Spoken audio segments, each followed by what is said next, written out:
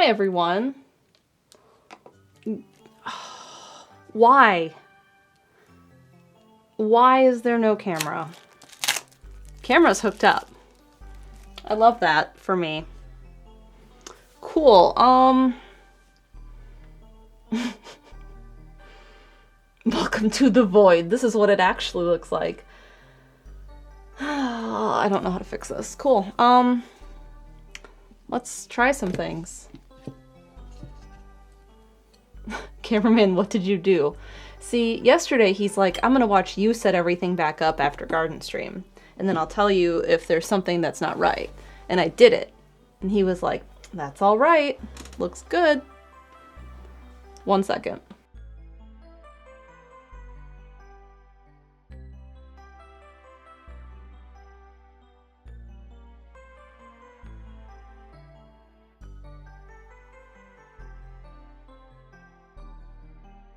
All right, what am I gonna try first? Let's try unplugging the cam link and seeing if that is the magic trick.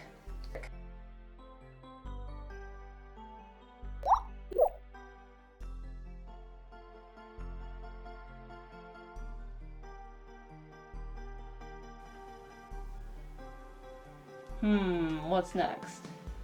Camera. Properties. Cam link. Oh, nope, not that one. Cam link.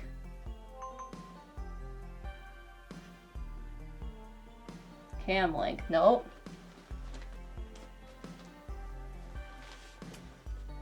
There is no cap on the camera.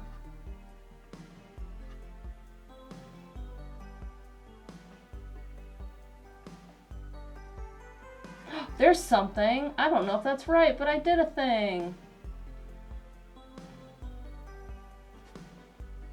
Sure doesn't look right.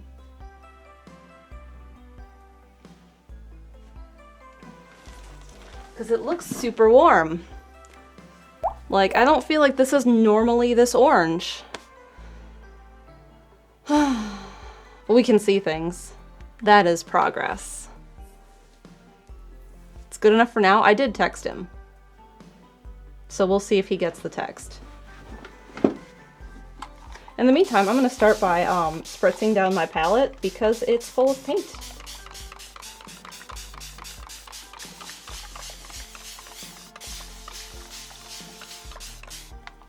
And then we'll let that soak. Was it white balance for being outside? That was a different camera though, because this is the GH4, that was the other one. How was my bike ride? My bike ride was great. We're starting to see all of the cicadas that we're getting here in Raleigh.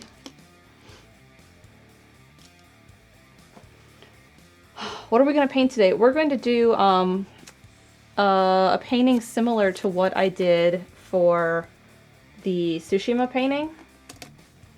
Because I wanted to do that again, and we just got back from Japan. I thought it was apt.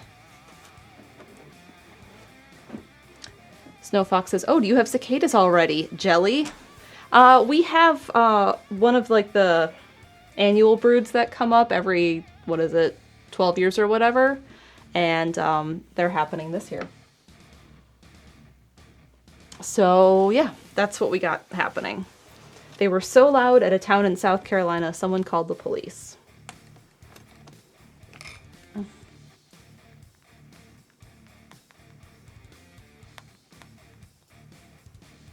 So that was interesting that happened to me.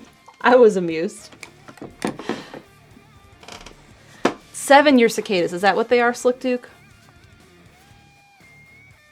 I had forgotten the actual amount.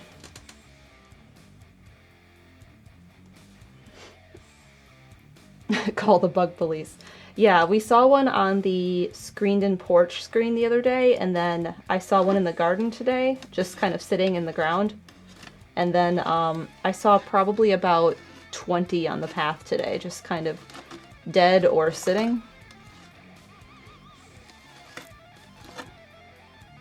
Big bugs? I mean, they're like like the size of my thumb. They're like quite large, and they have dark bodies with yellow wings and like really big red eyes. They don't bite, they don't destroy anything, they just show up en masse, and then a few weeks later they're gone. They scream for a while. That's about it. Like, they're not scary. I'm not scared of them. But I did see 2 snakes yesterday, and both of those were non-venomous, and I was more worried about those than I were about the cicadas.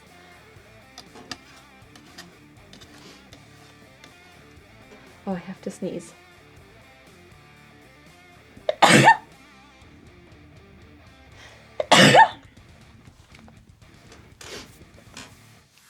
Chess says, I'm used to screaming for no reason. I live with Venser. Venser has a very particular meow. I was trying to explain to someone, it's kind of like a screech. Like, it's like a creaky door almost. It's because it's like it's just this really interesting meow, and it makes me laugh every time.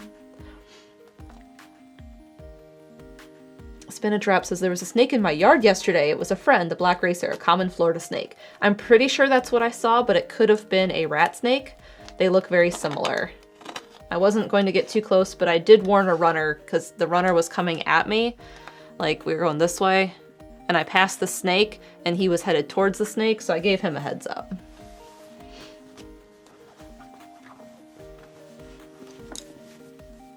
We need a recording of that meow. Maybe I'll try and get one when I'm over next.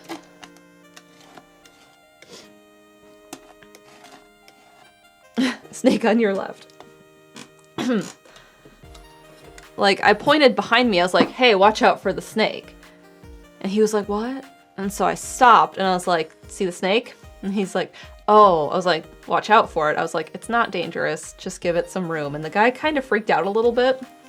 And I was like, it's a friend snake. I said, they're good. It's good to have them around because they keep away copperheads. Because if they're around, copperheads will go somewhere else.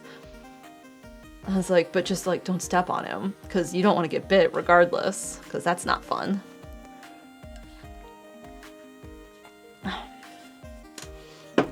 And then the second snake I saw was smaller. And I was riding by it quite quickly. And it looked a bit like a stick. And I think it had like a light pattern on it, but I didn't look that close. I didn't slow down.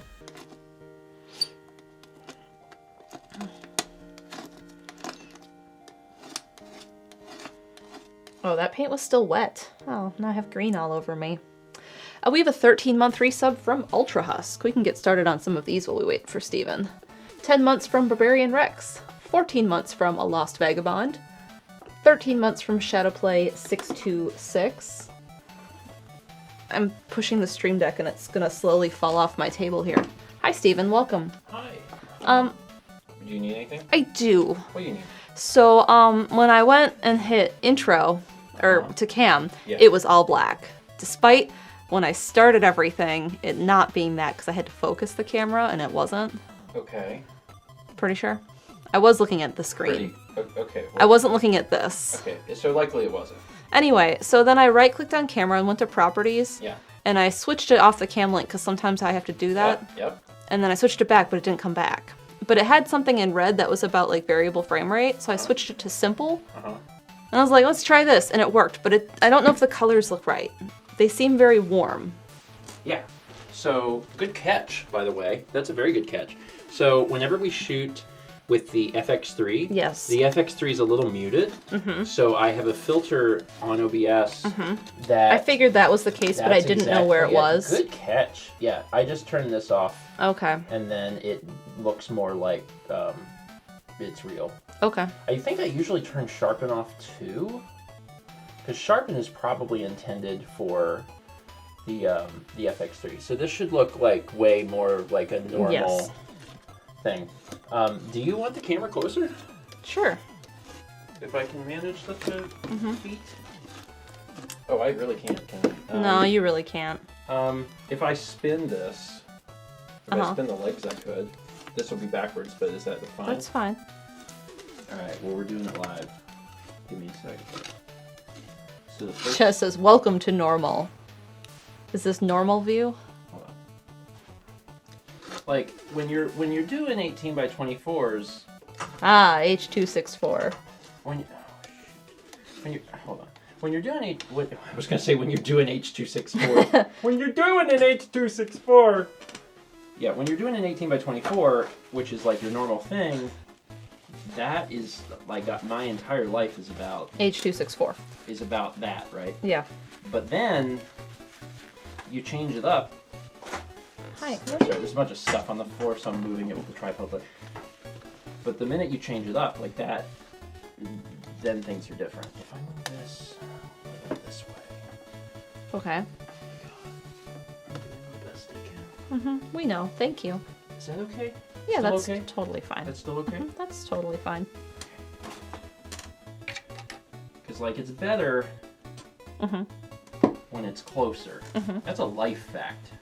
You can take that to the bank. Chess says, when you change it up, things are different. Deep words. This could be better, but yeah, I don't get the paint off my hands before I touch my hair. There's brief moments where I'm like, yeah, I kind of wish we did have a zoom lens on this. Didn't we at one point? Yeah, but that zoom lens is now in tabletop. Actually, so fun fact, that zoom lens is not actually currently in tabletop, I don't think. It's on a shelf in the tabletop room. I could, like, put it on. Give me a minute. Also, I realized I didn't change the title or the go live message because I was trying to get things set up and didn't think about it.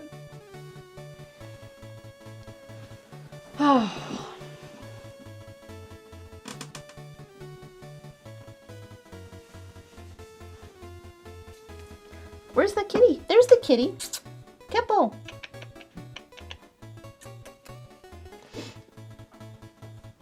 Clickbait. Okay, I probably shouldn't change this lens with the camera on, so they're not going to see or hear you for like a second. Okay. But they can enjoy the wonderful sounds of Super Mario Sunshine. Okay. All right, hold on, everybody.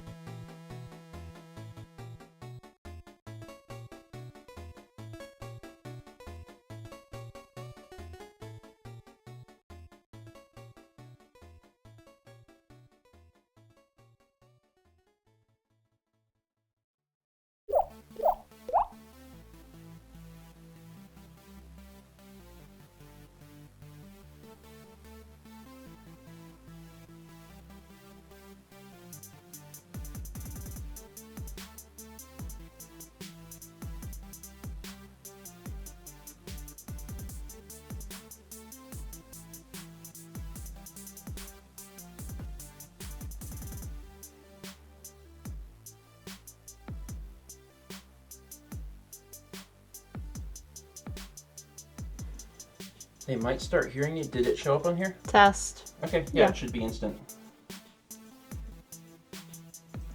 Yeah. Let me just put the thing on. It's out of focus. Yeah, it's because it's a different lens, but yeah. I'll also need you to move the mouse and click onto that box. Yeah. Better one?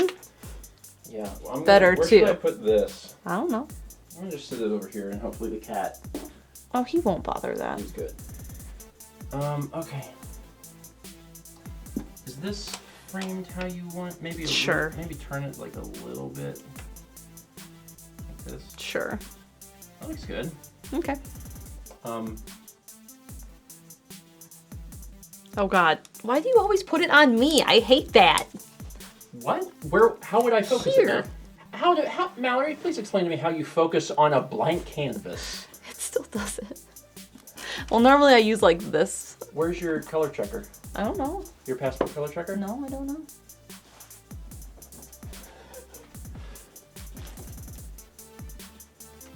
here? No. Okay, well then put something on the canvas that I can focus on. Anything with... Sure, is that centered? Yeah.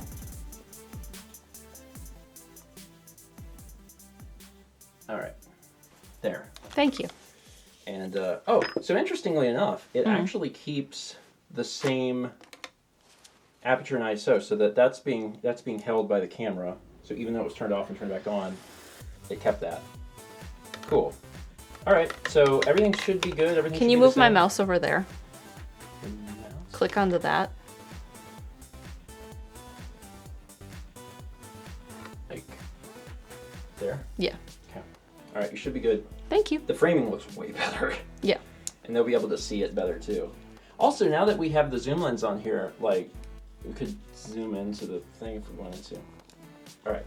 You all set? Yeah. Okay. I'm gonna take Haley to her doctor thing, and then we're finally gonna find bicycle helmets. Okay. So, good luck with your stream. Thanks. Love you very much. Love you too. Tell the internet I said hi. They can hear you. Does he need anything? When does he need anything? I just gave him food. Okay. But whenever he wants it, you give it to him because he has weight to gain. So, whenever he wants. Who needs to gain a pound? Love you, Mal. Love you too.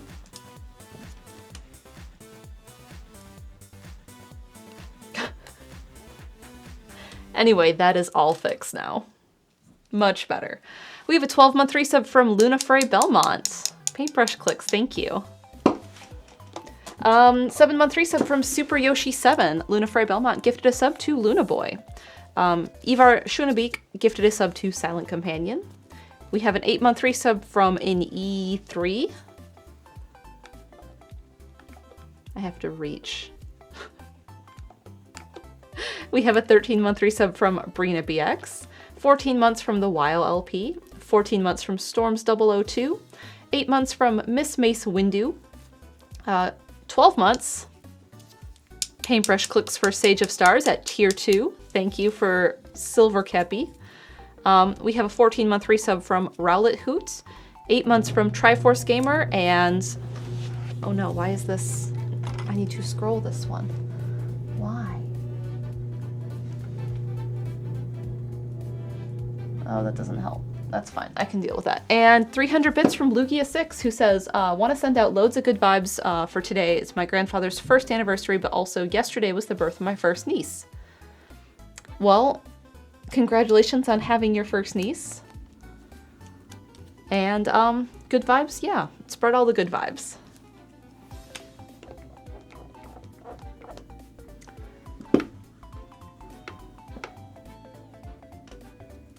That did not fix the thing. That's better. I can deal with that. Cool. So I cleared off my palette. We're going to be doing an 11x14 painting today. And I wanted to do something similar to what I had done for the Tsushima painting, because I liked that style, and we just got back from Japan. Radio Dread says, it's small. It is small compared to big canvas, but it is not small compared to the Grisai. It's the same size. Those are both 11/14s. And I can smell the varnish on both of those because I can see them right here. I sprayed them down yesterday.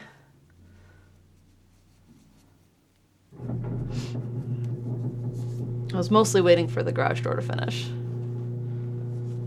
Kepi, you wanna say hi? Look, it's a paintbrush. Come here.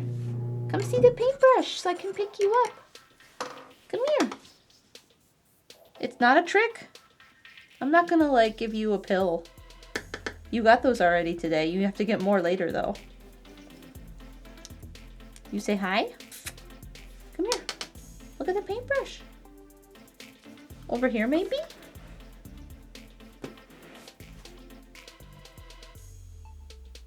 Renee says, it is kind of a trick. We want to see you. Oh, he's doing it. He's falling for it. Nope.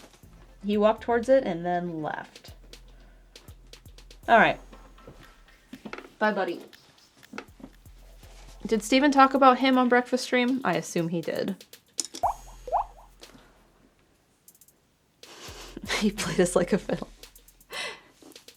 We have a 14-month resub from Ultra Husk. Thank you. Not really? Okay, so last week, Kepler went to the cardiology. He said, wait for Thursday?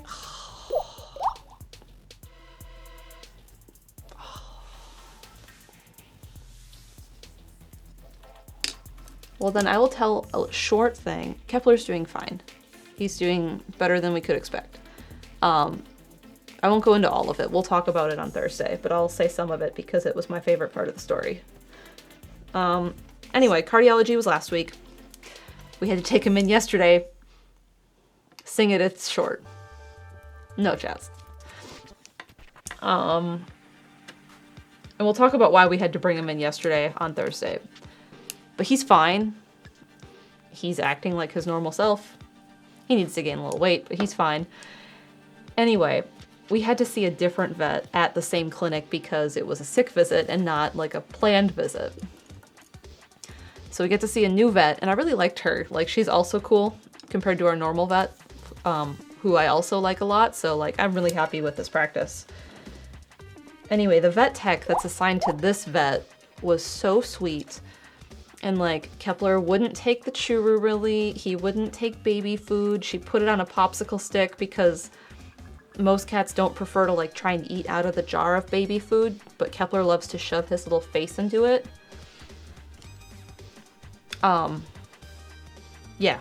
So they pulled out like the Temptations treats to see if that would work, and he went crazy for those. Like, he was like sitting up and purring and like really active looking at the vet tech. Oh, we're not up? What do you mean we're not up? This all looks fine. Oh, we did not up? What? No, the up command. Oh, I see. Now I understand. Okay. Anyway, so the vet tech is like giving him the Temptations treats and he's just thrilled. And she's like, oh, he's such a good cat. And he's pawing at her hands because, you know, we do high five. You've probably seen it on Friday stream. And I was like, if you hold your hands straight out like this, I said, he'll high five you and then you can give him a treat. And she's like, he can do that? And I was like, yeah, that's why he's kind of pawing at your hand already. And so she did it, and he did that, but he kept his hand there, and like, he has claws. So he started to like dig into her hand a little bit, but it's a cat clinic. They know cats have claws. So like, she wasn't bothered by it, but she's giving him Temptations and she's like, he's just perfect. I love him. And our vet always sends us a PDF after the visit with like some highlights, key takeaway points, and then like a full summary of like what happened at the appointment, what they want us to do, medication changes, food amounts for his current weight, what he should be eating. I watched that vet tech's face when she was like interacting with Kepler, and you could just tell she loved him. Like, I was like, oh, she really cared about him. So yeah, they sent us our PDF, and I'm looking at it, and the very top like key takeaway highlight, because they do like a too long didn't read at the very top, was like, you guys are doing great with Kepler. He's a good cat. We're sorry he's been so sick. So I'll talk about all of the why and like what it means on Thursday, but nothing is bad. It was a rough weekend, but nothing is bad now. I mean, he's still sick, but yeah. We have a 12-month resub from K Crinion. Paintbrush clicks for you, thank you. And we have 8 months from Sumi-e. All right, I am doing this ink wash painting, and I drew this out yesterday, on a post-it note. Post-it note. It's no longer sticky. There, this is what I'm painting. So I went to Kanazawa and I saw a bunch of like the Torii gates, like in a row. Not like you do in Kyoto at Inari Shrine, like where there's thousands of them, but there was like 6 and they were all really close together on a hill, and I really liked that. And I was like, oh, I should do something that incorporates that. So I want to do a mountain and then like some pine trees that lead to a path where it is, and then some water. So that's what we're going to be doing. So I need to draw this out roughly so I can start to fill this in with the ink wash. And I'm going to do this just like I did the Tsushima painting. And I probably should have watched that video and remembered how I did it, but you know, it's fine. But that's what I wanted to do. Will it be mostly monochrome like Tsushima? This one's going to be monochrome like Tsushima, but instead of red, I'm going to use orange for the Torii gate. So, we operate on vibes here. So what's going to happen is I'm going to draw this out, and then I'm going to do my first layer of gray, and then I'm going to decide if that was the right choice or not. Because I can't remember if I did any more gesso to try and smooth this out or not. Can't remember that. But what I am going to do is I am going to do a light sanding because I think that will help. So I'm going to mute because it is a rough noise.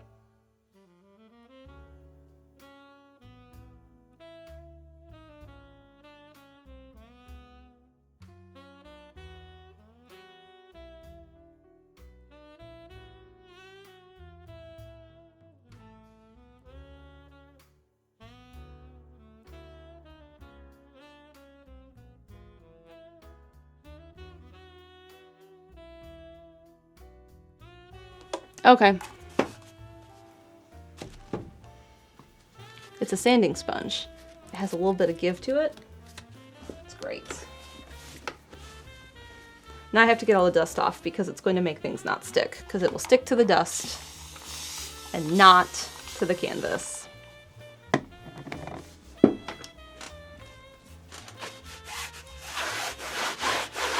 You can have this noise. It's not as bad, but it's still not great. And I noticed this canvas was super loose when I unwrapped it, like 20 minutes ago. Now there's a bunch of dust on it. That's fine. So I sprayed the back of it to tighten it up, and now my corners are a little loose, which I'm not super thrilled with, but it'll relax a little bit.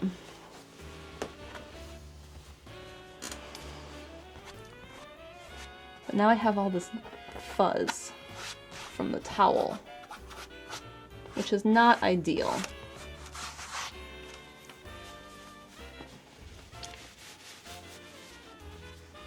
I also probably should like get some of these ready.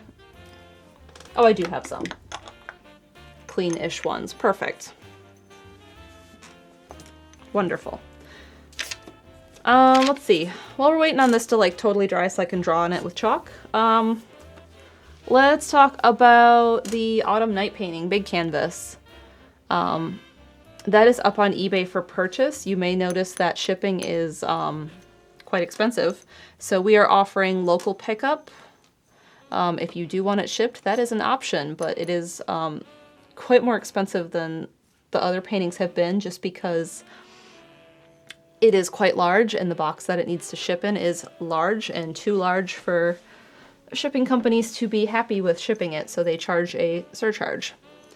An oversized surcharge.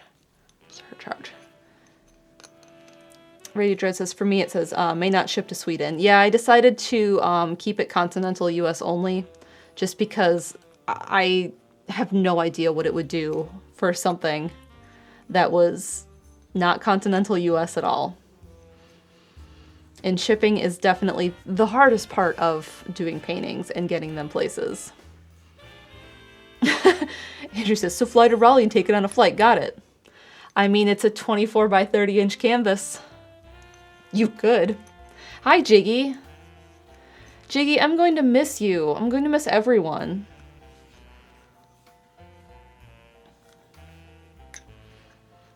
That sounds like a challenge.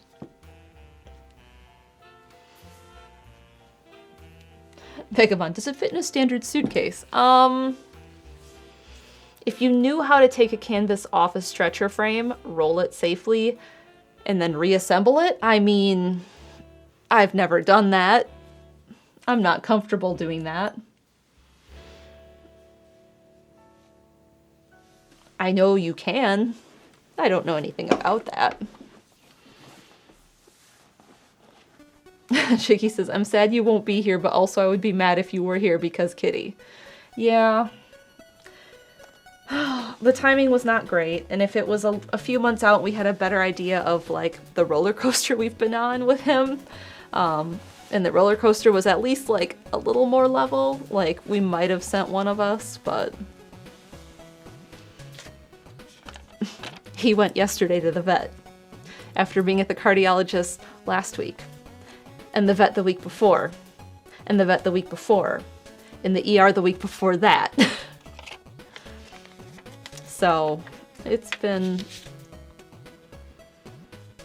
he's doing well considering. All right, now what I need to do. Vagabond says he must really like doctors. Honestly, this appointment he had yesterday was his best appointment yet for anxiety. He did really, really good. Like, we gave him less gabapentin, and in the car he was quite alert because he had less gabapentin. He was like really compliant and like personable. I don't know. Like, I kind of want to give him this much for his next appointment. And Steven's like, they have to do a blood test. Maybe we shouldn't risk that. So what I'm doing is I'm going to be drawing on chalk with this. But because I do so many light layers when I paint like this, I don't want this to... it's also very transparent when I do this. I don't want it to influence the final color. So what I'm trying to do is I'm trying to find a chalk color that is dark enough for all of us to see, but light enough that it's not going to mess with things. Like, that is too dark. Can you see that right here? This line? Like, that's too dark, because if I start to do this, you can still really see it. So I think this one is going to be the way to go. What is this? This one doesn't have a name. It has numbers.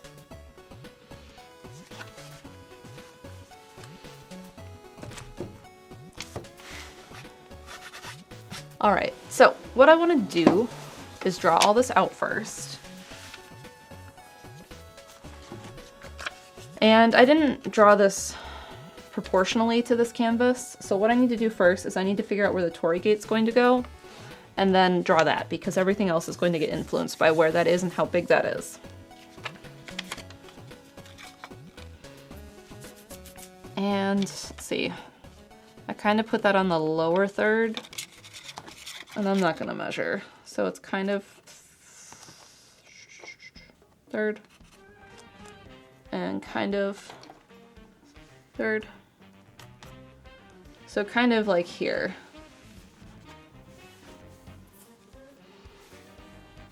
I should probably also sharpen this, because I need some sharp lines.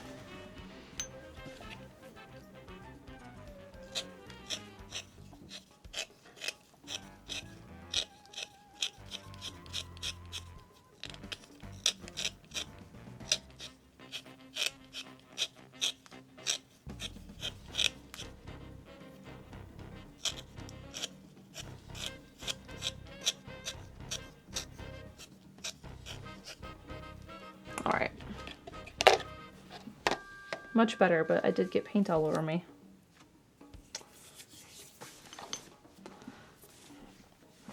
So this Torii gate, let me pull up my image for the photo I took, was kind of more of a simple one, and it wasn't super ornate. And it's okay if I don't have this drawn perfectly. I'm just trying to get a good size for it.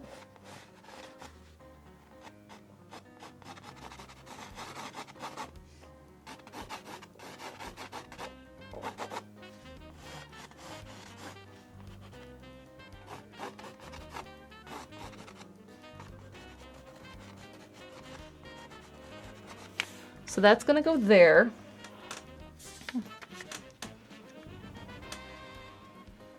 And then we're gonna have like some rocks that sit here.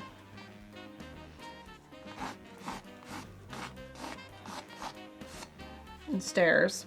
And then we'll put another rock here.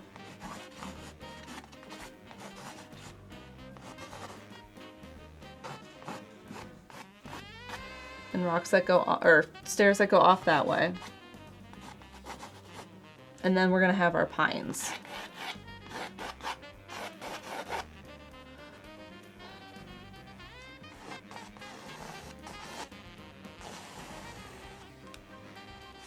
How did I draw this? I liked it in my drawing.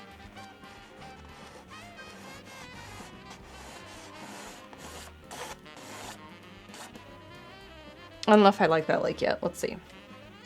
And then this mountain is sitting on the other third. So that's kind of here.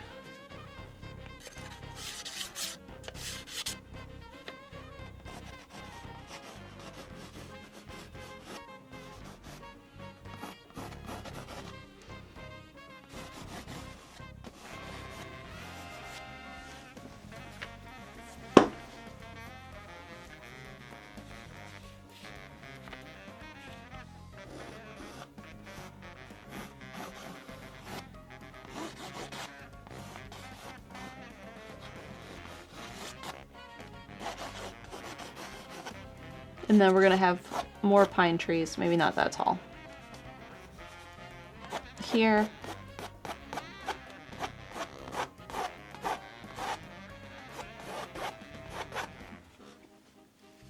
That's gonna kind of be our composition. Let's see. Tilt. That helps a little bit. That helps a little bit. We got the glare.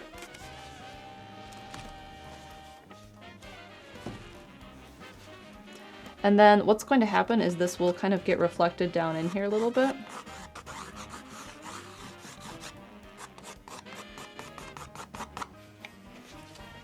So that's our base composition. And now I need to clean this up because it's like really rough. I mostly have to get like the mountain set and probably start to bring in some of the lines on things.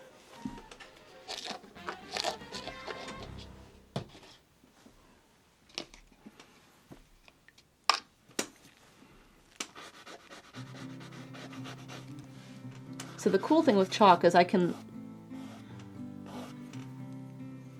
apparently accidentally dye my canvas slightly yellow.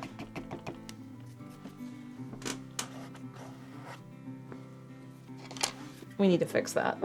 That's not good.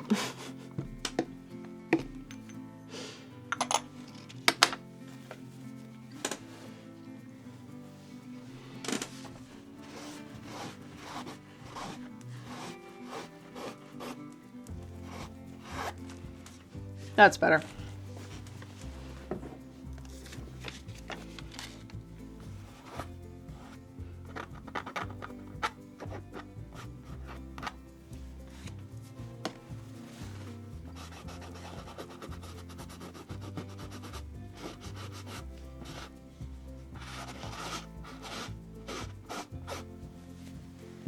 All right, now I will let that dry. And then we'll go back to that. In the meantime, I can work on like refining these rock shapes. And I just roughly like sketched these in.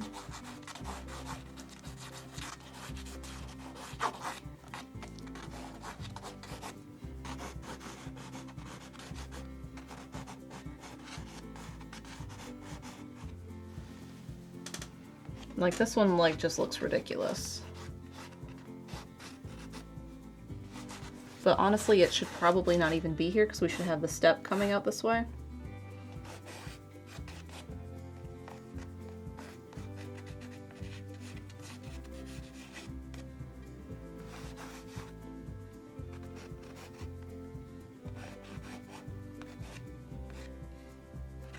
Up, over, up.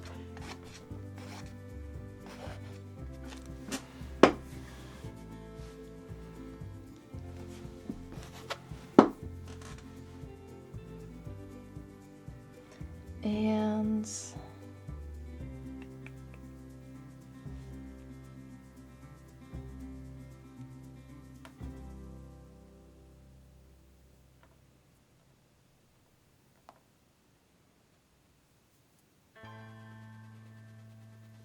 Didn't I take a good mountain photo there? Okay.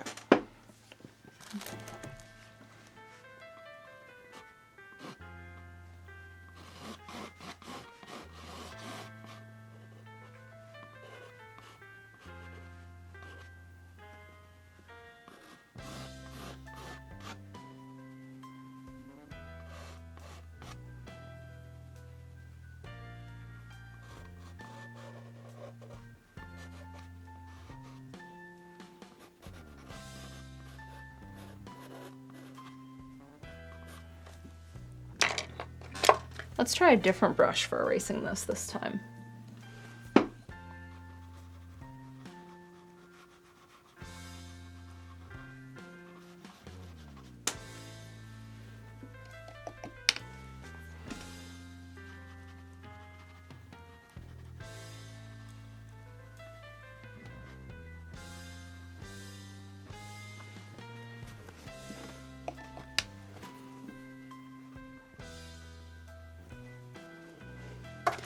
I think I see what's happening. It's pulling some of the chalk into the white space. So I think I'm going to have to like later erase parts of it.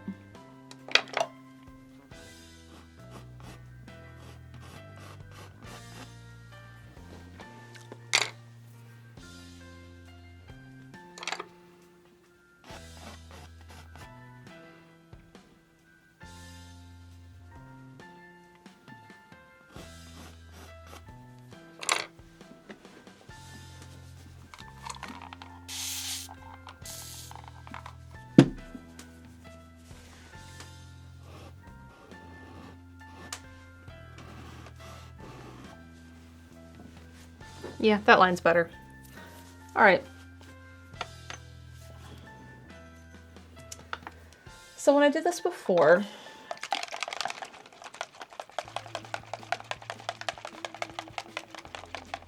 I used shading gray because it's transparent, but I thinned it out with, what did I thin it out with? Probably gloss glazing liquid. That's what I tend to use. What else do I have? Airbrush, thinner. Yeah, this is probably what I used.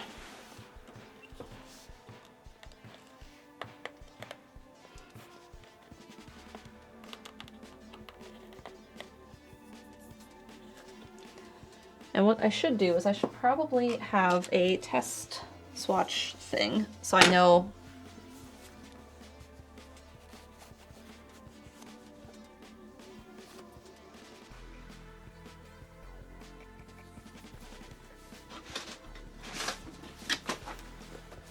all of the colors I have.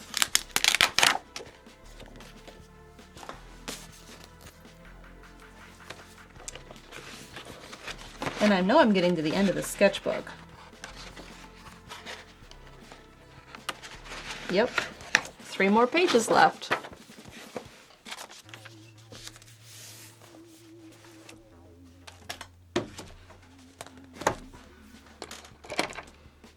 The other thing I should do is I should probably draw this.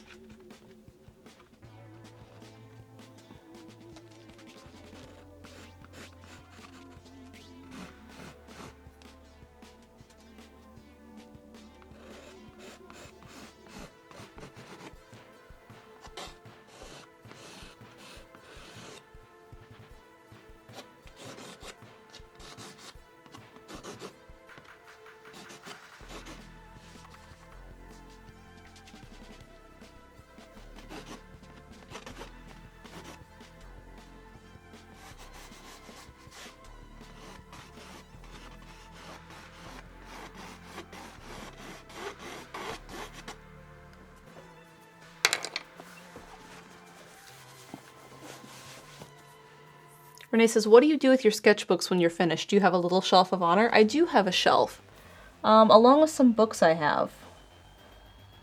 Like, Dan got me a book of, it's like the Art of Miyazaki, and I have some acrylic technique books about like best practices with acrylic.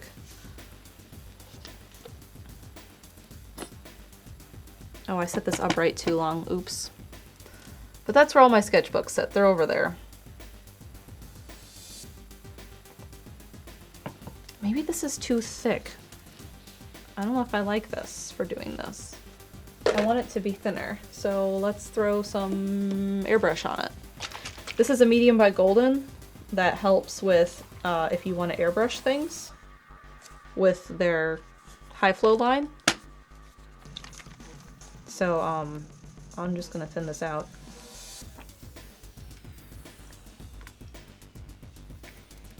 And what I'm trying to do is I'm trying to give myself a good judgment of like my value scale over here, because I need to start with my lightest grays first and work my way into the darker ones because it is transparent.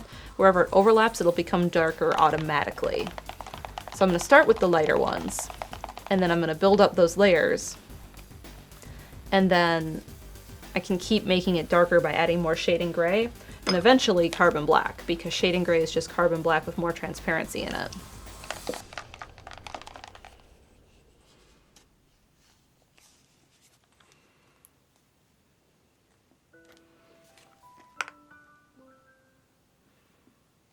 So I'm only putting a couple drops of this in here, and then we are going to mix it up.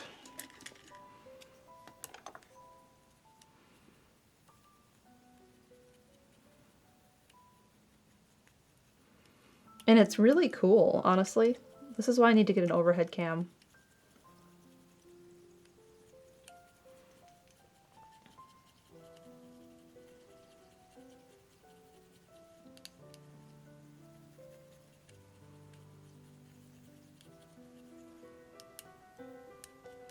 All right, that is quite thin. Like, it's not thick paint, which is what I wanted it to be thin. So let's try painting this. And I remember last time that certain brushes did better with this technique than other brushes. Like soft brushes did really good. So I need like my cheapest, softest brushes. Not this one. That one's soft.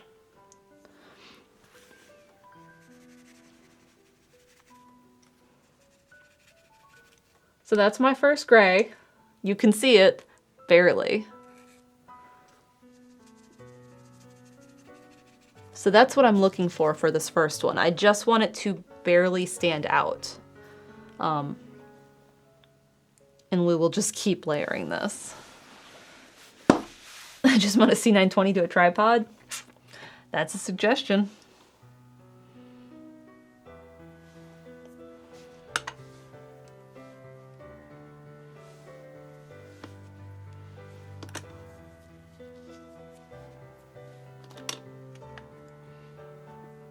Maddie was trying to throw away old paintings. I'm glad Dieter saved them. So my plan for this is to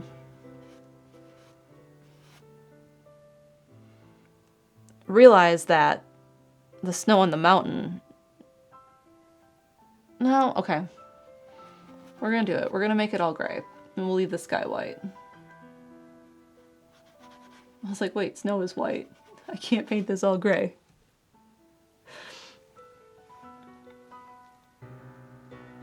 But once I get a good like first layer on all of this, I can erase all the chalk. And then the chalk won't matter anymore.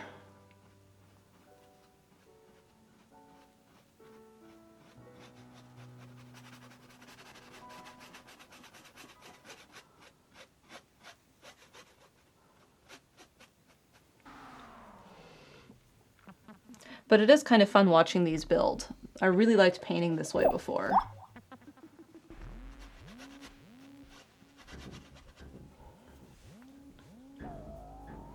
We have a 13-month resub from Aldo 512. Thank you.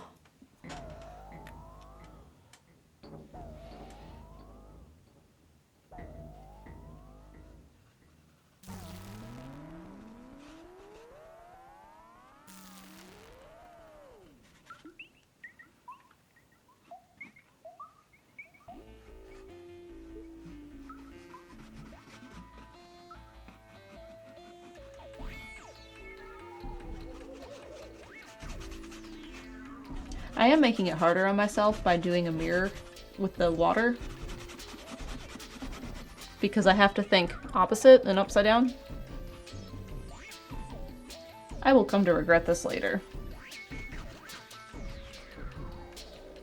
It's fine. And I'm not filling in straight to this because I want it to look a little misty. We're not going to have a solid shoreline over there. But like once we get over into this part, probably.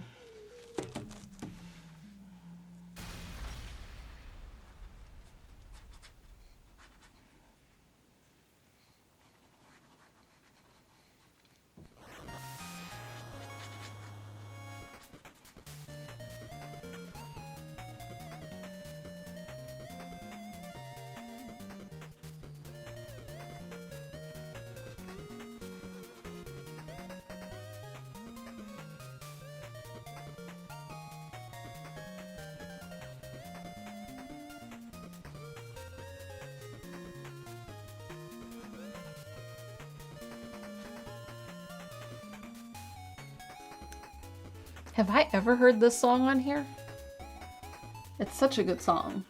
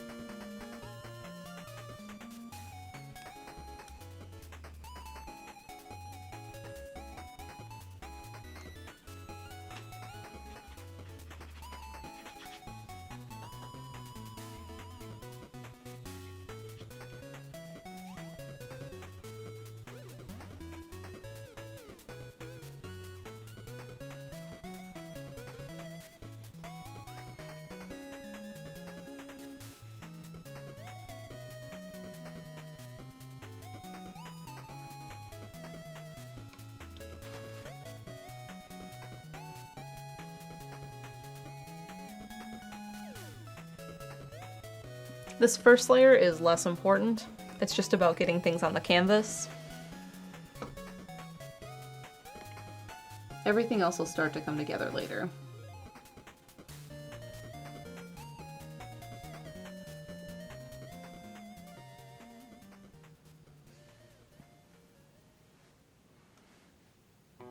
Like even the Torii gate, I'm gonna do way more opaque because it's black and orange. So if I start to lose that, that's fine. What I'm trying to do is there's like these foot pieces that it stands on. I'm trying to keep those.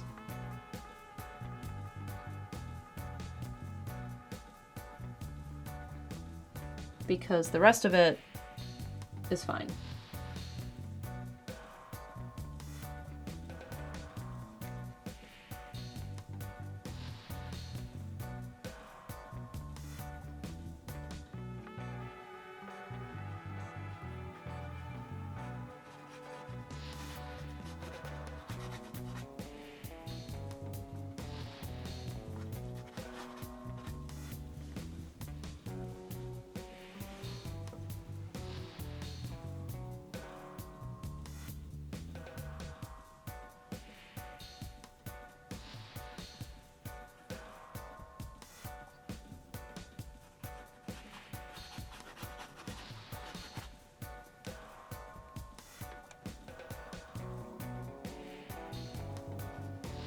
And some of these trees are going to get different layers. Some of them are going to end up darker.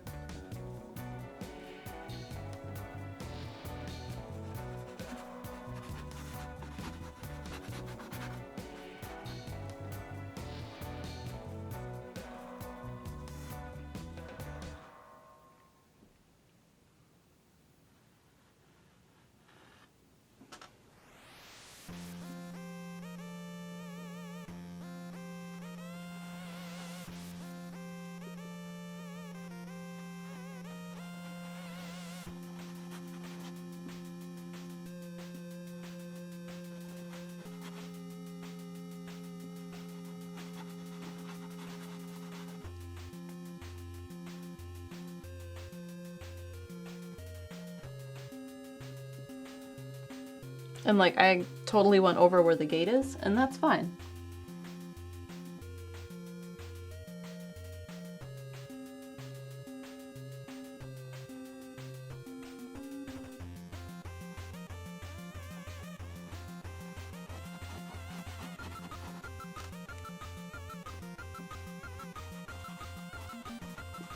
I think I did more planning the last time I did this. Like, I built it better. This is working. I'm just noticing.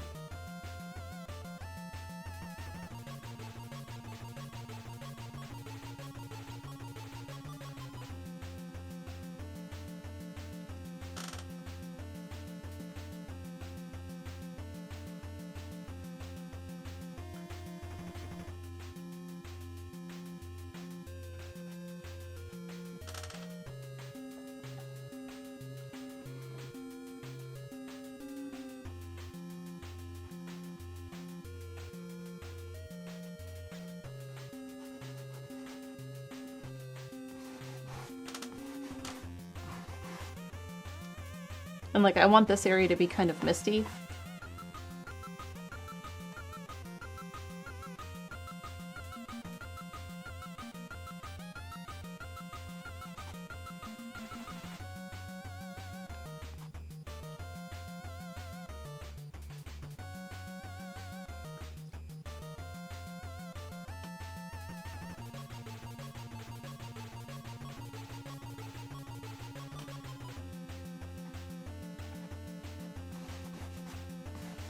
So what I'm going to keep doing is I'm going to keep using my fingers to soften this line every time I come through this area.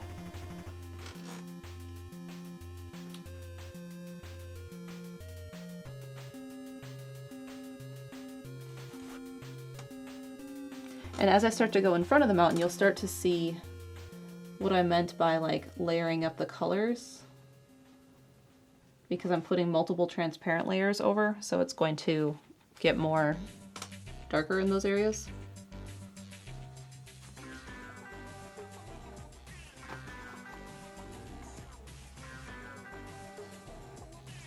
One of the things I keep accidentally doing is as I'm making these upside down pine trees and the reflection here, I keep going the opposite way.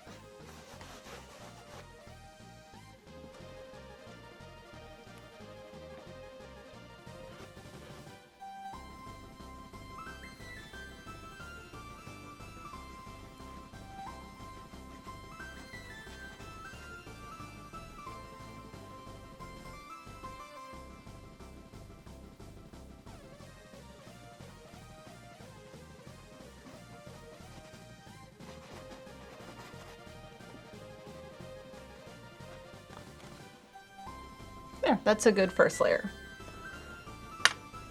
Now I'm going to paint the sides. Just a little bit.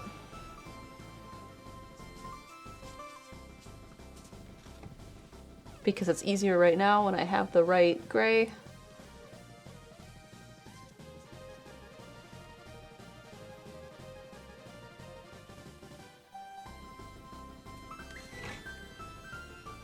This one is here.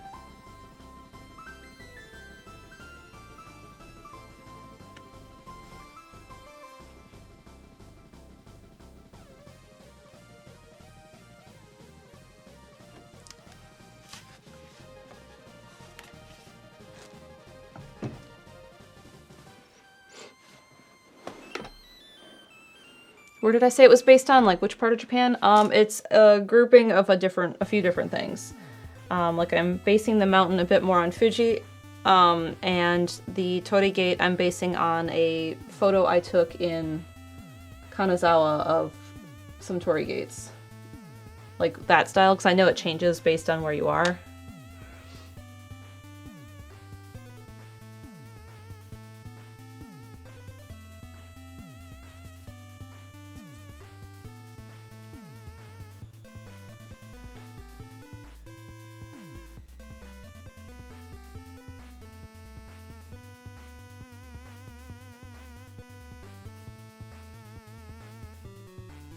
Like this wasn't, I'm just like combining things. It's not something I actually saw.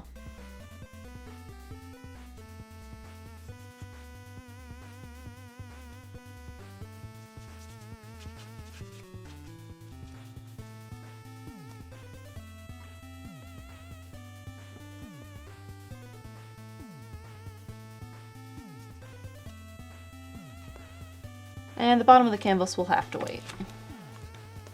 Let's let that dry a bit. Noah said, I stepped away for a meeting and now there's full art. It's the first layer. We got a lot.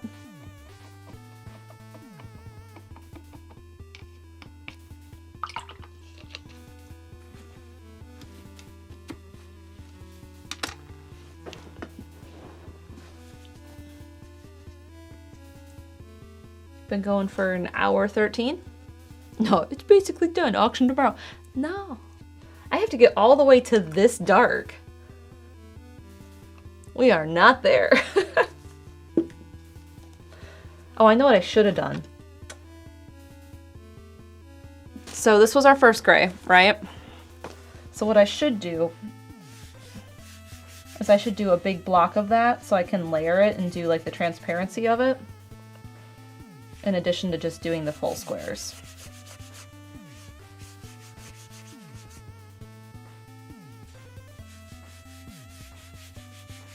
This will make sense once this dries on the paper and I can do another layer.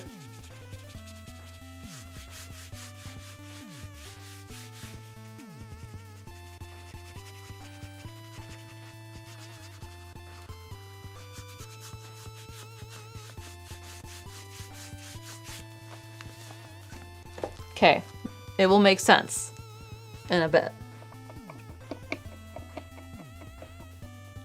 Aiden says, I'd be amazed if the whole painting was done in one stream. That's called alla prima.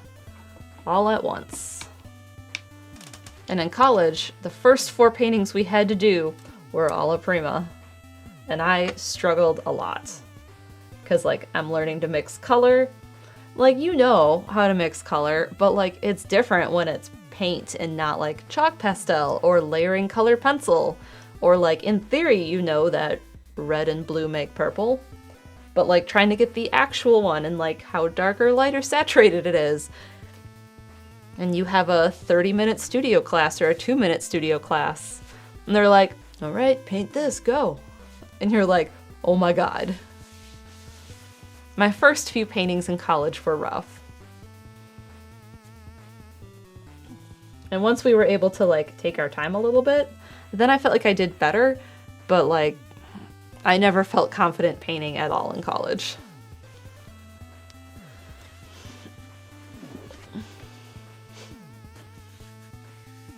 One of the things I want to try at some point is like, I know a CMY color wheel like is better. I want to try doing one just so I know the math behind it.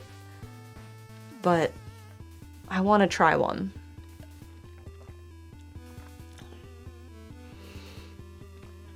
Andrew says, so it's like Bake Off, but painting and this thing under unrealistic time pressure. Yeah, it kind of felt that way, because when you're done, you put them all up on the wall, and then you talk about who did a good job and why, and who did a bad job and what they could do better. It's very stressful. Penguin Frog says, it's definitely one of my favorite parts of the stream is watching the layers, trusting the process, and seeing exactly how long it takes, even if it's slowed down because of chat bugging you. I like chat bugging me. I do miss getting to listen to podcasts. That's like the only thing, but now I'm biking and I can listen to that then. So, I've kind of figured it out. Radio Dread says, you should send your old art professor the videos of the paintings you're most proud of. My painting professor was a really, really cool guy. I had him for a few different courses, and he is one of my favorite artists ever. He's incredibly talented. I really like him. I had him for painting. I had him for, was it printmaking or drawing? It was one or the other. And then I had him for aesthetics, which was like the philosophy of what makes art art.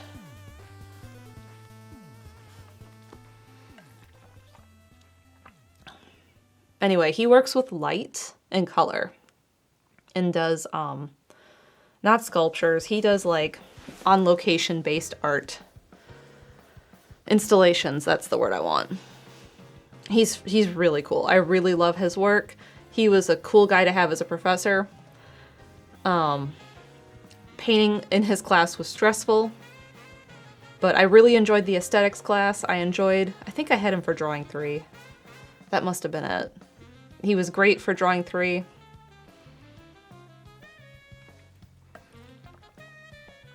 He really liked philosophy, which is why he taught aesthetics. So, like, he would, like, read to us poems while we painted. And so, like, I'd be like, oh, well, who do you like? And we'd talk about poets.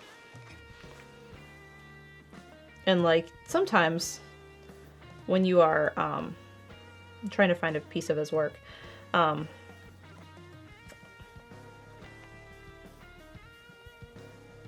Sometimes when you're doing critiques and stuff, you learn your professors and you learn like what they like to see on the wall for critique.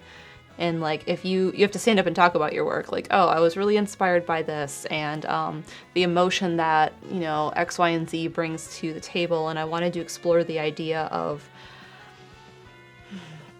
what it's like being a woman, or like the art talk of art. Like you have to defend your work, and you would start to learn like which professors, especially if you're at a small university, like what they liked to hear. And he liked to, like, if you really had to talk about emotions or like your experience and like your feelings about it, and you were like, well, this painting's about that, he really liked that. So you would start to learn that sort of thing. All right, I pulled up a piece of his work.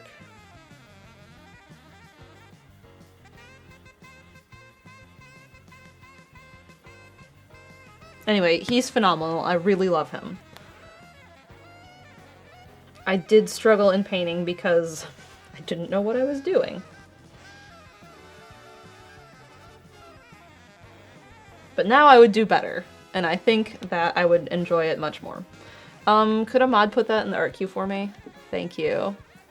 Did I know who my professors were ahead of time? Yes. My university was small enough that, like, there was only 2 teachers who taught painting, and, when you signed up for painting, you would be like, oh, well, this one's teaching section 3. I want to have that professor. So we only had 1 metals professor, and we had like 2 ceramics professors. You would start to get an idea of like, okay, well, they like to have the morning classes. So if I take the first drawing class, I probably have so-and-so. But like if you're at an art school where there's like 7 drawing 1 teachers, it's a lot different. And then, I don't know if it's still around because it's been a while, but like we'd use Rate My Professor and be like, oh, well, this person has good reviews. I can't click art queue. I have to reach this way. There we go. So this is his work. This is what he does. And they all have fancy, phenomenal long names that are like Rhapsody for Beatrice number 7 or something like that. But that's his work. And you walk into the space and you just get to like look and see and have emotions. And like that's what he was all about. And he gets grants and he does like a lot of artist in residence things. He's really cool. I really loved him. And I have contacted him probably in like 2017 and been like, hey, you probably don't remember me because I was an art education student and not an art student, but I really enjoyed your class and I heard that you got this huge grant and I think that's really cool. Love to see what you're doing. I'm painting now. Yeah. So that was my college painting professor. Did he respond? He did. He said he remembered me, but like, it had been a while.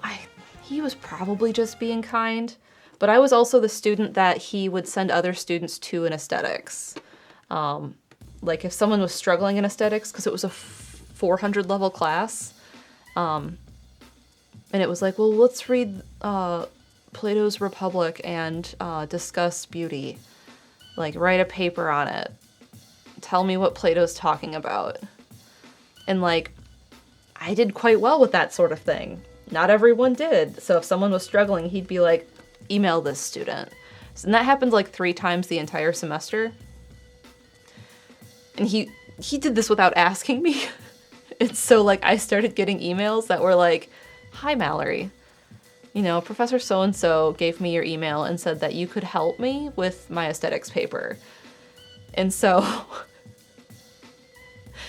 I'd be like, all right, well, send it to me. And they'd send it to me, and I had already done mine, because every week we had to read some other massive philosophy on art, write a paper, and submit it. And I was done, so I'd be like, okay, well, send me yours. And they'd send me theirs, and I'd read through, and like they were missing the point entirely.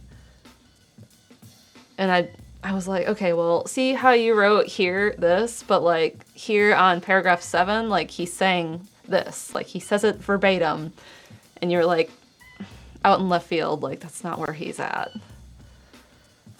And then I was like, this is how I write my paper. I read 3 paragraphs, write a sentence. Read 3 paragraphs, write a sentence. Because it was basically just a summary of what it was.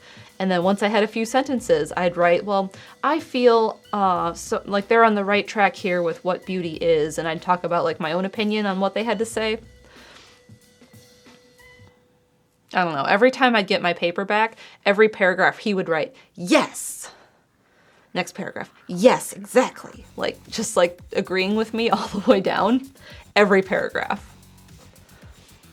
So I really liked aesthetics.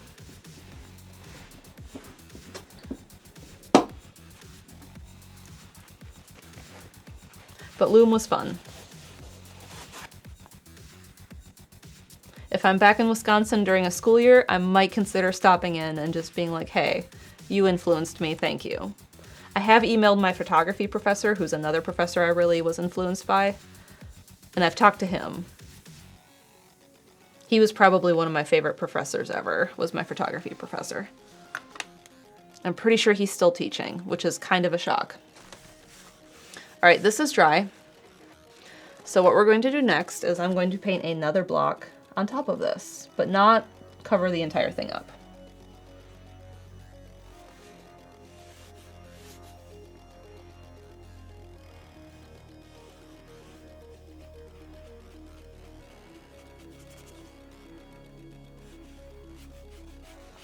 And then I'm going to judge if I need to make this darker or not because of this.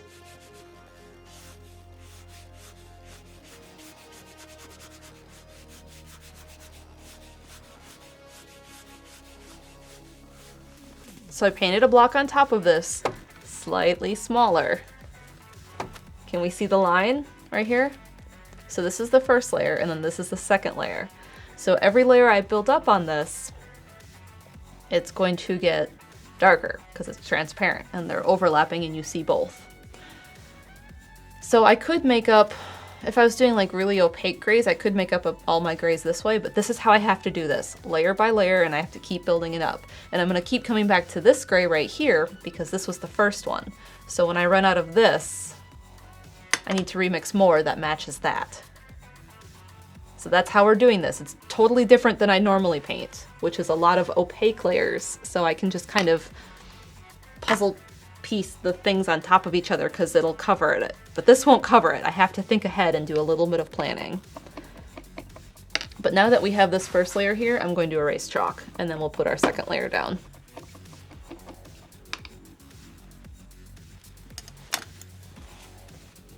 Spray bottle.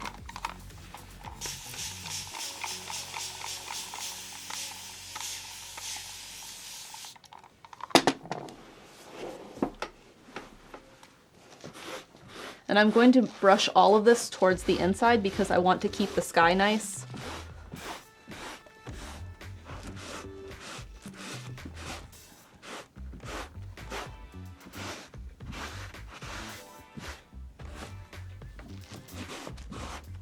Perfect.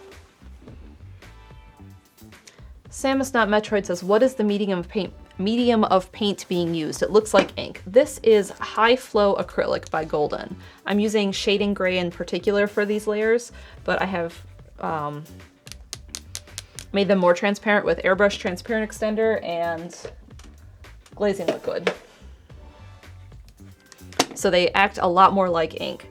And as I get into my other layers, like once I kind of exhaust my shading gray, because at some point doing all these layers, it's not going to get as dark as I want it to go, or it's going to be way too many layers and I'm going to get bored. So I'll start adding more and more shading gray to my original gray color to make it darker and have a few bigger jumps in here.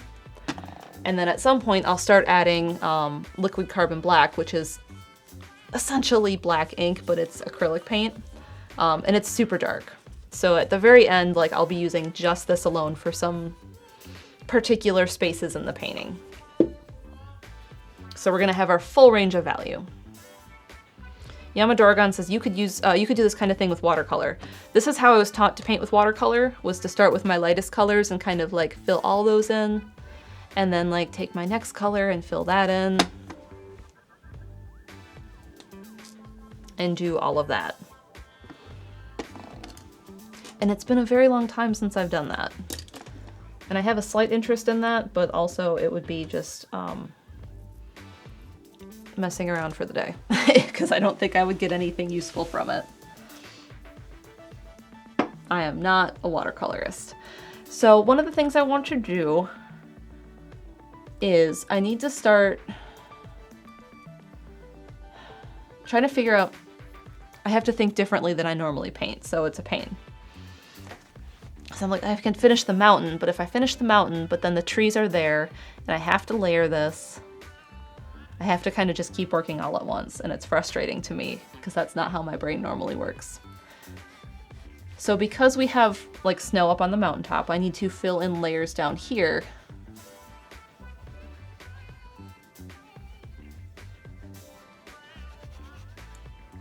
To start to build that up. But keep this light. I can't go any darker up there.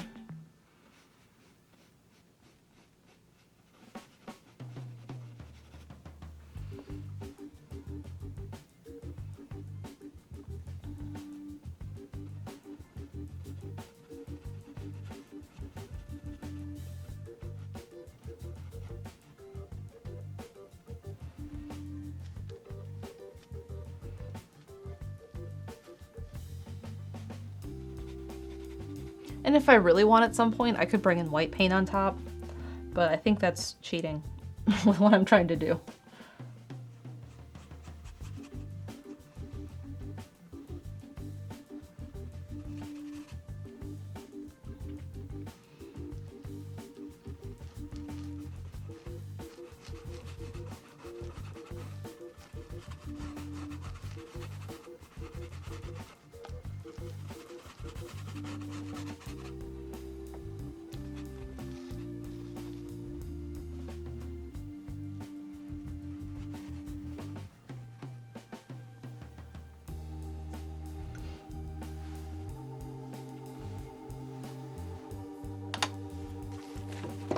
So I did the mountain. I'm gonna let that dry. And I don't feel like that layer was dark at all. I kind of feel like I did nothing.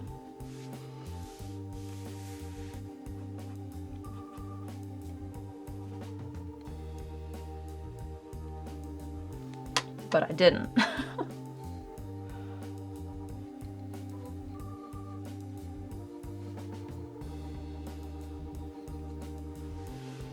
And this is where I'm starting to get the details in for like the rocks, because I can leave the highlights alone.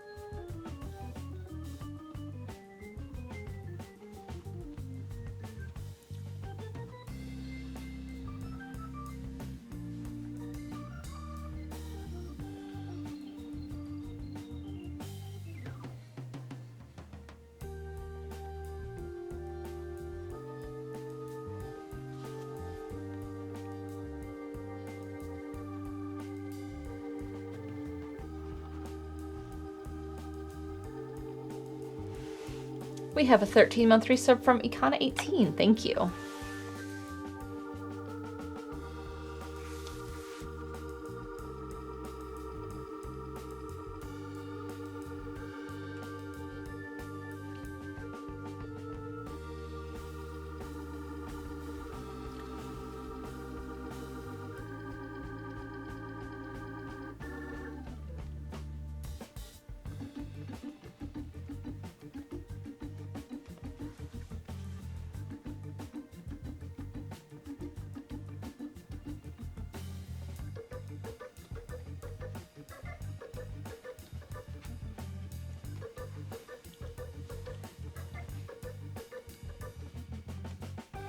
The other thing I had to think about was where my light source was, and my light source is kind of coming from this way.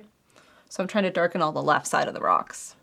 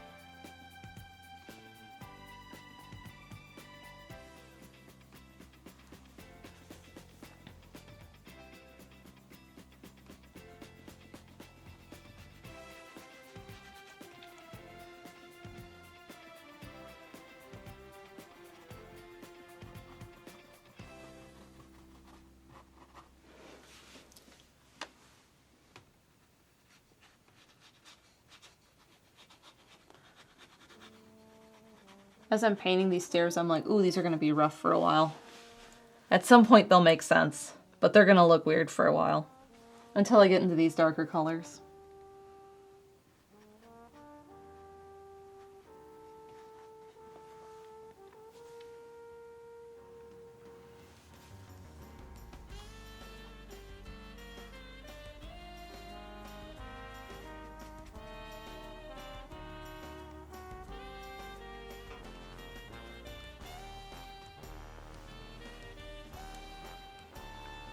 And now in these pine trees, what I'm going to do is decide which ones I want to be darker and basically just go over those ones. At some point, I'll probably end up putting some black paint on them.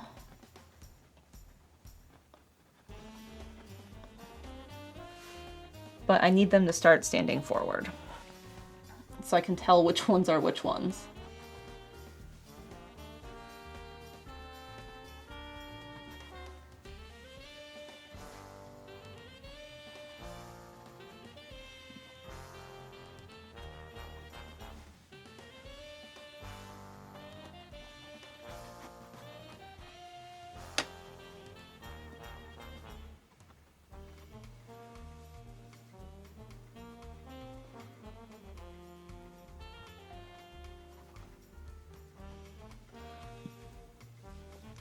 So like that one, probably this one.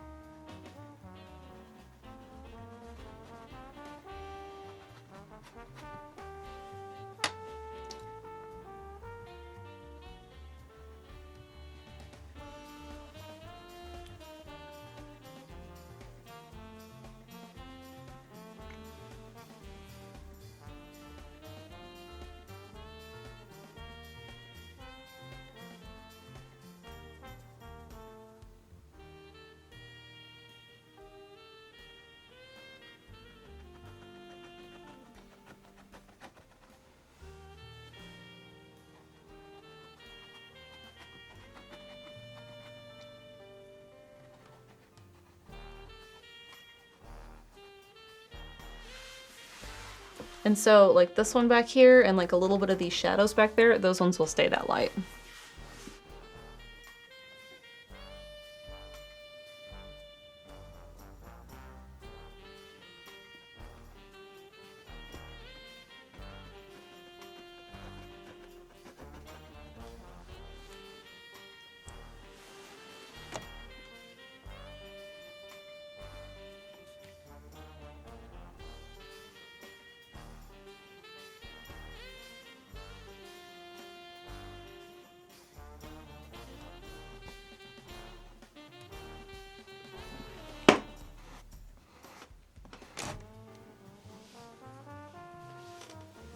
I'm trying to bring a little bit of the shore in here, so we can get a little bit of that in, because it needs to lead off into the distance.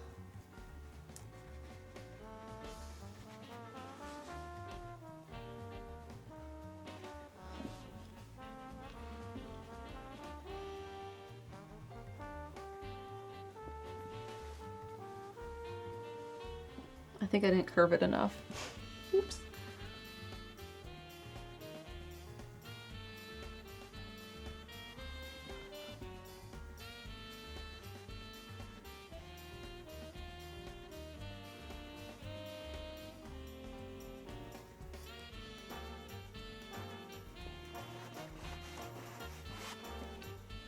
That's better.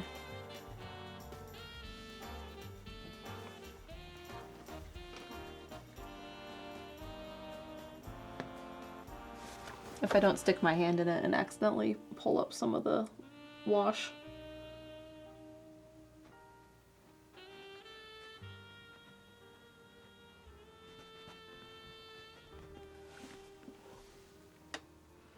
So you can kind of see the whole thing build.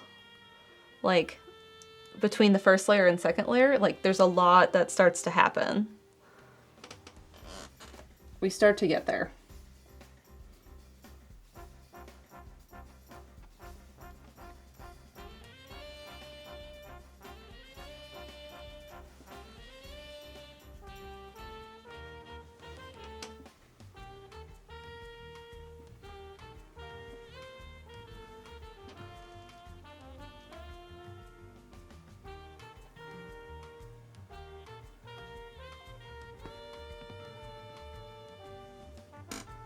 I should stop stressing myself out about doing the mirror.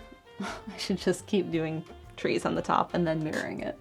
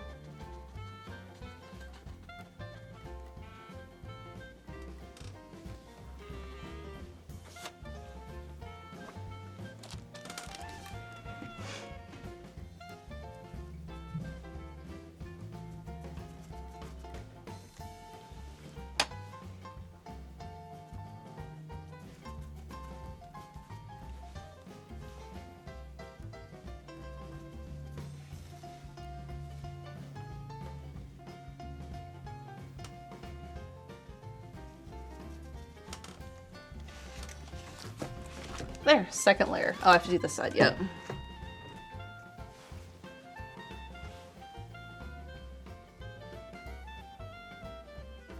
we see what I'm doing? Kinda, okay. As long as we can kind of see.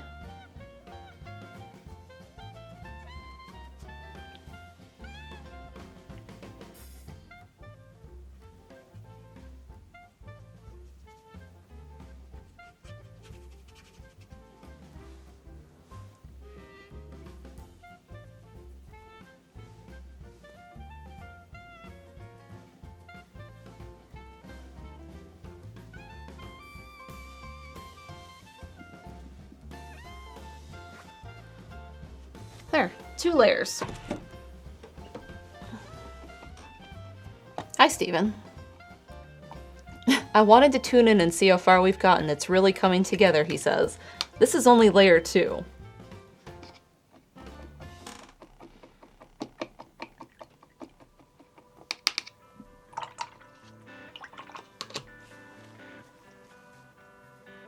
Oh, that was a mistake. I just cleaned off my brush, sat it down accidentally into the paint.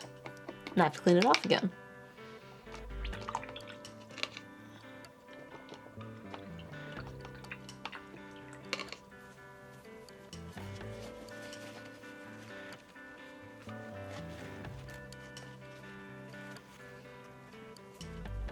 So yeah, we're here on layer 2. And we gotta let it dry.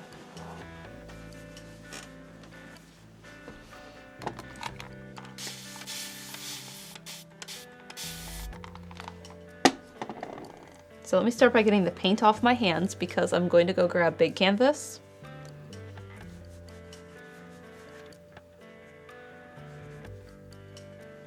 And I just varnished it, so the last thing I need is to get paint on it. No, my sketch.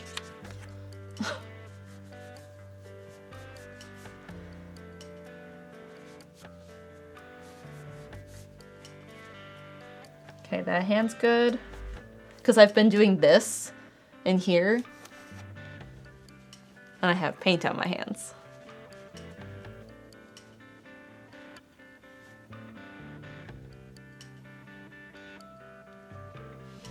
Cool. And let's move wet paint out of the way. Wet paint out of the way. All right, so.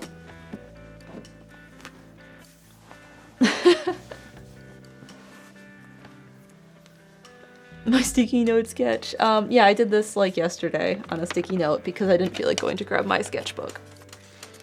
And you know what? It worked great. That is my sketch. We're doing a Japanese scene in the style that I did my Tsushima painting in.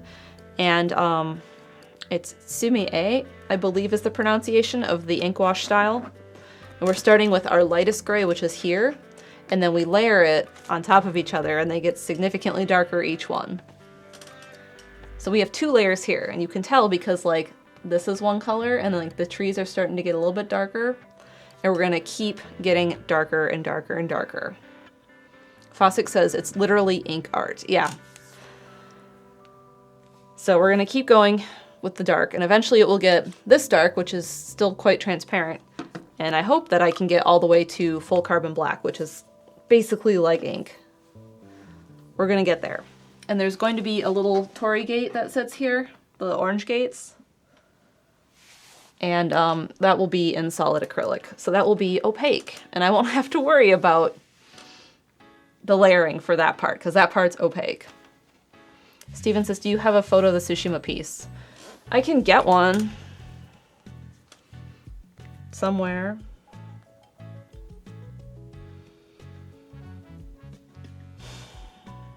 I just sent it to Grandma. There we go. Nope, I sent her the Redbubble link. Okay. We're gonna do that watermark and all.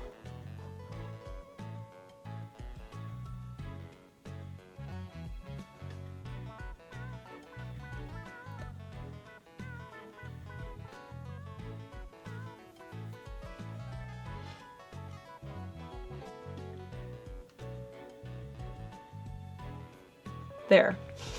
That's from the Redbubble. So you can see the different layers coming in, and like the red maple tree definitely has some of the carbon black, a little bit of detail in the pier and the lily pads and the rocks and the pine trees. Or those are deciduous, not pines. These are more pines. So like it's going to get darker. So this is like slowly working its way there. We will get there. Steven says it's maybe my favorite piece you've ever done. It's definitely in my top 5 of ones I've done as well. So let's talk about big canvas while my hands are clean. Big canvas, I have to get.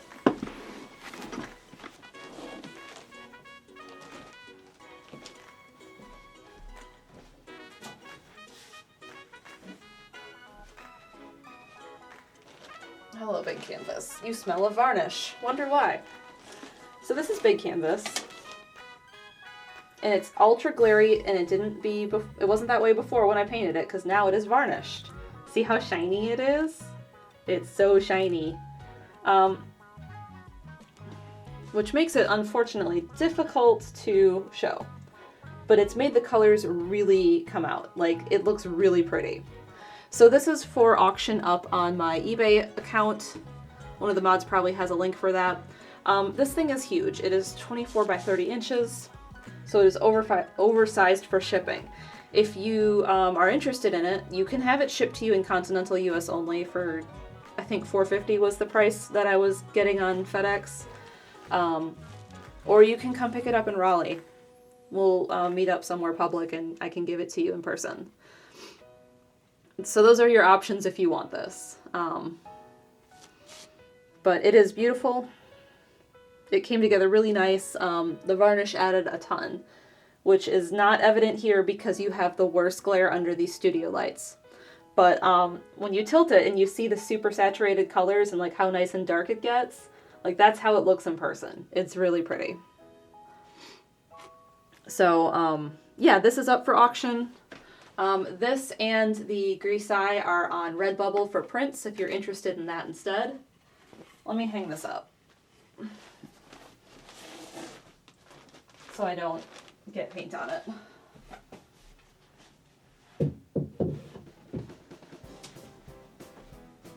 And then this one is also varnished already, so it's also going to have a terrible glare. But this is also on Redbubble, along with the large canvas. So both of those are on Redbubble for prints. The big one is up for auction only.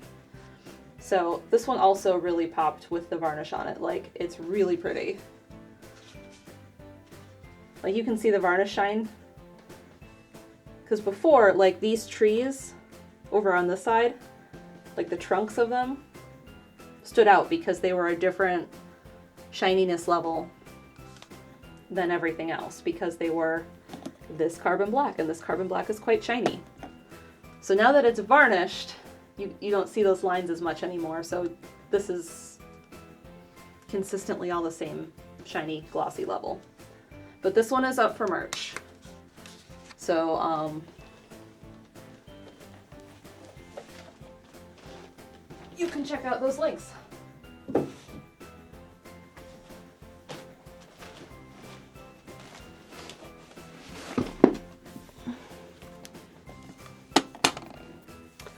All right, other things. I want to do a shout out to my patrons. Thank you all for your support over on patreon.com/MalMakes. You guys are the reason I can live stream and paint and keep doing this, which is what I want to do. So I appreciate all of you. One of the rewards is a access to our Discord at the $10 level, and that's the same Discord as Steven's patrons are. And we have a great time in there. We just added a gardening channel. I think it's called Plants. Speaking of the garden, I have probably 10 radishes that sprouted and about 8 beans that sprouted. And that's all so far. I was expecting the peas to be up already. More beans, more radishes. I was expecting the corn to pop up today, but it's not up yet. I think it's been just a little too cold at night, but not like freezing where it would break it, but just a little too cold. I accidentally have something checked. I need to uncheck that. And I think that's everything. Next up, things that are coming up are tomorrow Steven is streaming Metroid at 1 p.m. Eastern on his channel. So if you wanted to keep watching that or check that out, you can tune in. Thursday will be a breakfast stream at normal time.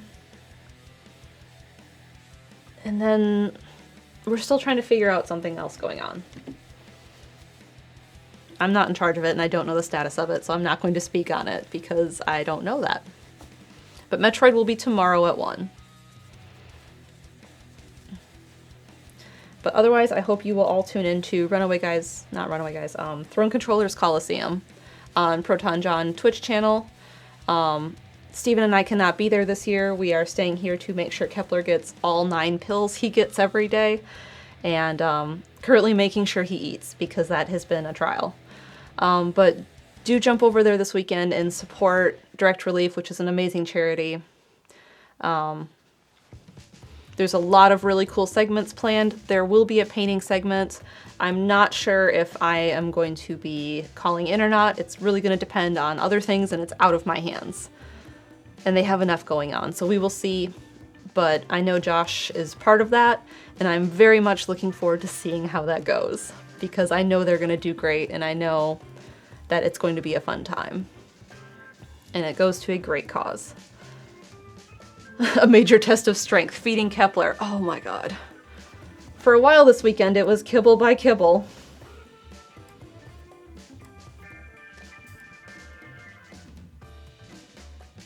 Yeah. He's doing okay. And yeah, he is at 9 pills a day. We are on a blood thinner. We are on a diuretic to pull fluid from the lungs because there's fluid in the lungs. We are on something to help his heart not have to beat so hard. I forget what it's called. Pimobendin? And then he's on something else. Heart related. Because there's 4 heart meds. And then there's Serenia, which is for the gastro. And these 4 are twice a day. This one's once a day. That's 9. Oh, he also gets a B12 supplement. So he's like at 10 pills a day. 4, 4, 1, and supplement. But he's doing quite well. Yeah, Pimobendin is one of them he's on. But there's another one, a new one that's not Pimo. And I can't think of what it is. He didn't have enough bees, now he gets 12 of them. Oh, yeah. Alright, thanks everyone for being here. Make sure you tune into Metroid tomorrow on Steven's channel. I know it is 3 p.m. on a Tuesday. Is anyone streaming? I do not think so. Anyway, there's vlogs you can check out if you missed the gardening stream from last week. That VOD is up. You can go check that out. Brandon and I planted all the stuff out in the garden, and Steven filmed it, and Chaz ran everything from inside. So it was a group effort last week, but I had a great time.